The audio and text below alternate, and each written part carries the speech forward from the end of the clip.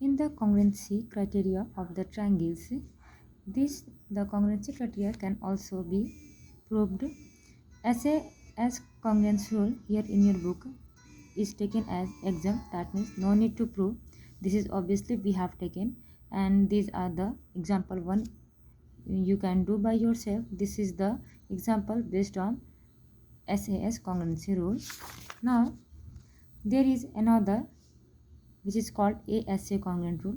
ASA, we have already discussed about this, what stands for ASA.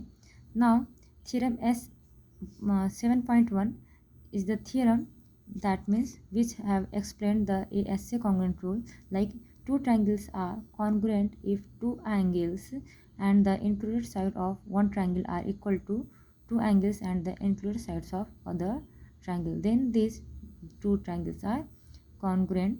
Here is the condition which is given and we need to prove the congruency.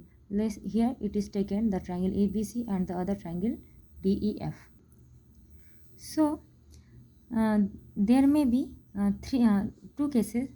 Let's take ASA. This thing is given. Okay. So we have the two cases. The two cases is this AB side may be greater than DE, or this AB side may be less than DE. Okay. So if this AB side is greater than DE, if this AB side is greater than DE, then this DE can be cut as PB equal to DE, and then we can, if we will prove that this part is congruent to this, then we have done. Suppose we have PB equal to AD, means if AB is greater than PD, obviously there will be some length which will be equal to DE. So suppose that length is PB. Okay, now PB is equal to DE, angle B equal to angle E already given, and BC equal to DF, EF already given. So as AS property, this triangle is equal to, means congruent to this one. Okay, so if AB is greater than DE, we have PBC congruent to DEF by taking PB equal to D by construction. Then in that case, angle PCB is equal to DFE, but DFE is equal to ACE, means angle C is equal to angle F, or BC by SA exams, angle PCB equal to DFE, angle PCB equal to DFE, but it is given ACB equal to DFE, ACB equal to given angle DFE, that means ACB equal to PCB. So if these two angles are equal, that means PC is the side equal to AC already. So in that case, AB is equal to PB, and if AB is equal to PB, then AB will be equal to DE, because PB is equal to DE we have already constructed. That's why we have done proved in this case.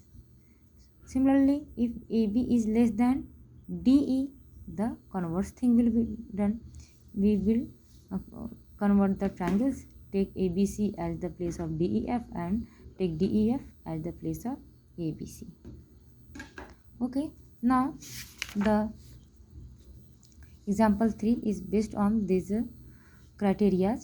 In 7.1, these questions are easy, so solve these questions, and wherever there is problem,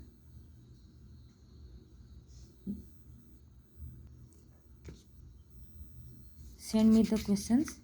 I will tell you, or I will explain whenever you will send me the questions. Let's discuss point 5. I'm giving you some hint. Line L is the bisector of angle A. This line is angle bisector of angle A, and BB BQ are perpendicular. This is perpendicular. We have to prove APB congruent to AQB. APB congruent to AQB. So this is the common. This is hypotenuse, and this angle is bisector. That's why this angle will be equal to this one, A. And now this side is hypotenuse side.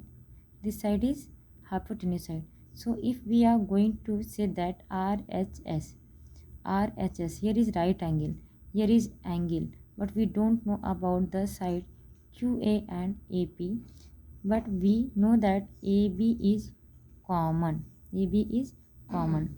So this angle is equal to this one. This is 90 degree. Obviously the third angle will be equal to each other.